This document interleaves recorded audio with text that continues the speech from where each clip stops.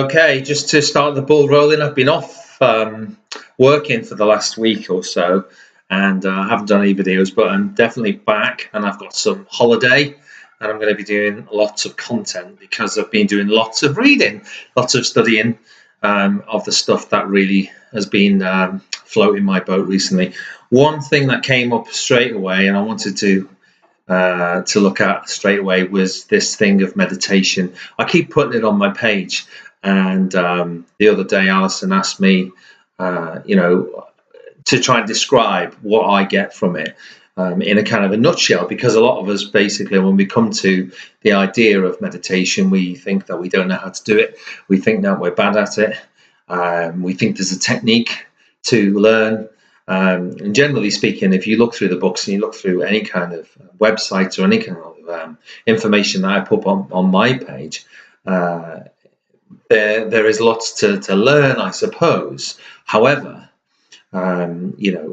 it's really up to you how it works for you and how you fit it into your life. Now, the question was what it does for me and what, and I went into that and started thinking about it a little bit, and I came up with two things, really.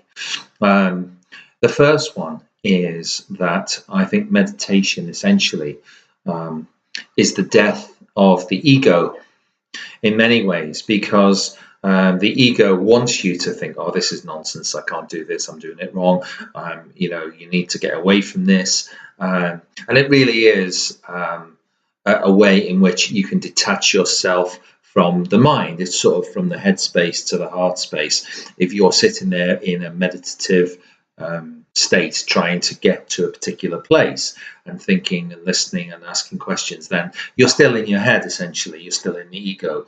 Whereas as soon as you get through the certain levels that I've spoken of in previous videos, then you're into your heart space. And I think basically that's where a lot of the work and the rewards come from.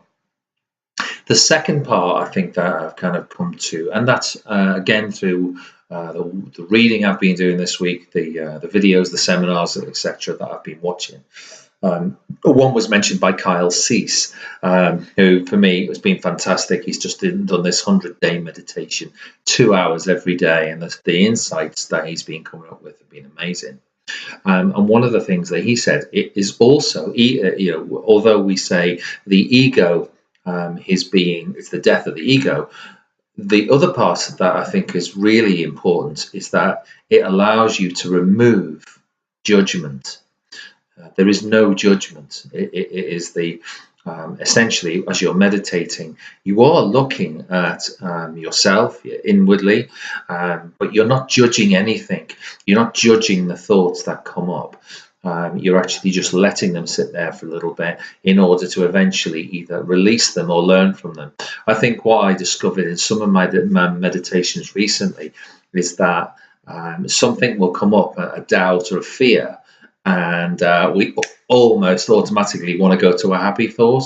And essentially what you're doing is you're just burying that, for a while to come up later on in your life or in the week or whatever. So I think by basically allowing stuff to come up, letting it sit there without judgment, then eventually what will happen is it will start to fade and it will leave you.